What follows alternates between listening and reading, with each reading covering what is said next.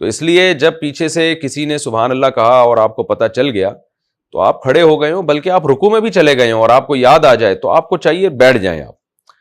اور آپ پھر اتحیات پڑھیں، اتحیات کے بعد آپ سجدہ سہو کریں، اس کے بعد پھر دوبارہ اتحیات، درود شریف، دعا پڑھ کے سلام پھیر لیں، آپ کی نماز ہو گئی۔ جو قرآن آپ نے دونوں رکعتوں میں پڑھا تھا اس کو بھی دہرانے کی ضرورت نہیں ہے۔ لیکن اگر آپ نے ایسا نہیں کیا اور تیسری رکعت کے بعد آپ تیسری رکعت کے لیے کھڑے ہو گئے، پیچھے سے آپ کو بتایا جا رہا ہے لیکن آپ ڈھیٹ بن کے کھڑے رہے، آپ کو مسائل کا علم نہیں تھا، تو پھر آپ کی یہ والی جو پہلی جو 2 رکعتیں ہیں یہ باطل ہو جائیں گی آپ کی، اور اس میں جو آپ نے اور سجدہ سہو بھی کرنا پڑے گا آپ کو، اور اس میں بہتر یہی ہے کہ وہ قرآن دوبارہ پڑھ لیا جائے تاکہ مقتدیوں کا قرآن کمپلیٹ ہو جائے۔ لیکن یہ تیسرا مسئلہ آپ کو یاد ہو یا نہ ہو، اتنا یاد رکھیں کہ تراویح کی 2 رکعتوں کے بعد کھڑے ہو گئے تو جیسے یاد آئے آپ بیٹھ جائیں، بس بیٹھ کے آپ جو ہے نا سجدہ سہو کر لیں، نماز ہو گئی۔